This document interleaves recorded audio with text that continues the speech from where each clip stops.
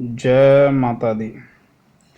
आप सभी लोगों से अनुरोध है, एक बार इस चैनल को जरूर सब्सक्राइब करें।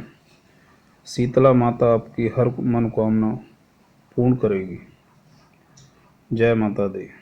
चलो भाइयों बहनों, शीतला माता की कहानी स्टार्ट करते हैं। एक बार शीतला माता ने सोचा, चलो आज देखूं कि धरती पर मेरी पूजा कौन करता है, कौन मुझे मानता है। यही सोचकर शीतला माता धरती पर राजस्थान के डोंगरी गांव में आई और देखा, इस गांव में मेरा मंदिर नहीं है और ना ही मेरी पूजा होती है।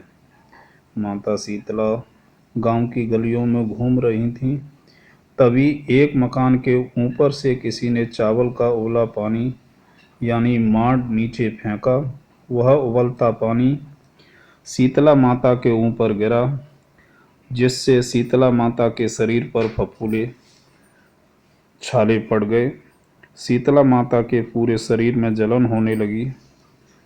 शीतला माता गांव के उधर उधर भाग भाग के चिल्लाने लगी, अरे मैं जल गई, मेरा शरीर तप रहा है, जल रहा है, कोई मेरी सहायता करो। लेकिन उस गांव में किसी ने शीतला माता की सहायता नहीं की। वहीं अपने घर के बाहर एक कुमारन महिला बैठी थी। उस कुमारन ने देखा कि अरे यह बूढ़ी माई तो बहुत जल गई हैं, इसके पूरे शरीर में तपन है, इसके पूरे शरीर में फफोले पड़ गए हैं, यह तपन सहन नहीं कर पा रही है। तब उस कुमारन ने कहा, हे माँ, तू यहाँ आकर बैठ जा, मैं तेरे शरीर के ऊपर ठंडा पानी डालती हूँ।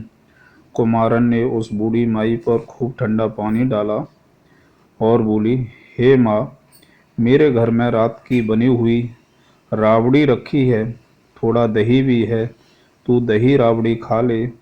जब बूढ़ी माई ने ठंडी ज्वार के आटे की राबड़ी और दही खाया तो उसके शरीर में ठंडक मिली।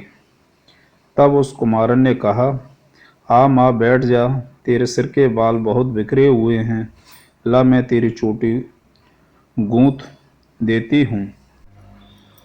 और कुमारन माई की चोटी गूंथने हेतु कंघी बालों में करती रही। अचानक कुमारन की नज़र उस बूढ़ी माई के सिर के पीछे, तो कुमारन ने देखा कि एक आंख बालों के अंदर छुपी है। यह देखकर कुमारन डर गए के मारे घबरा कर भागने लगी। तभी उस बूढ़ी माई ने कहा, रुक जा बेटी, तू डर मत, मैं कोई भूत प्रेत नहीं हूँ, मैं शीतला देवी हूँ।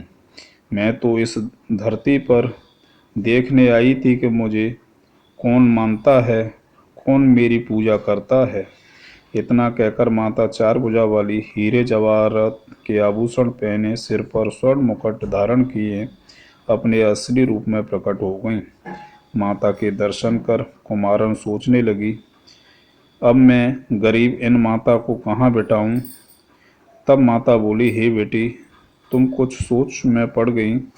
तब उस कुमारन ने हाथ जोड़कर आंखों में आंसू बहते हुए कहा, हे माँ, मेरे घर में तो चारों तरफ दरिद्रता बिखरी हुई है, मैं आपको कहाँ बिठाऊं। मेरे घर में ना तो चौकी है, ना बैठने की आसन है।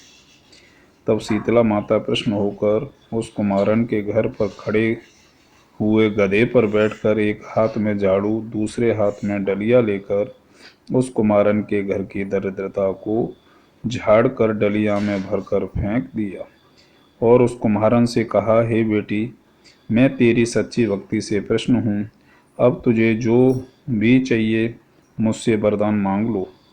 तब कुमारन ने हाथ जोड़कर कहा, हे माता, मेरी इच्छा है अब आप इसी डूंगरी गांव में स्थापित होकर यहीं निवास करें, और जिस प्रकार आपने मेरे घर की दरिद्रता को अपनी झाड़ू से साफ कर दिया है, ऐसे ही आपको जो भी भक्त होली के बाद की सप्तमी को भक्ति भाव से पूजा कर अष्टमी के दिन आपको ठंडा जल, दही व बासी ठंडा भोजन चढ़ाए, उसके घर की दरिद्रता को दूर करना एवं आपकी पूजा करने वाली महिला का अखंड सुहाग रखना, उसकी गोद हमेशा भरी रखना।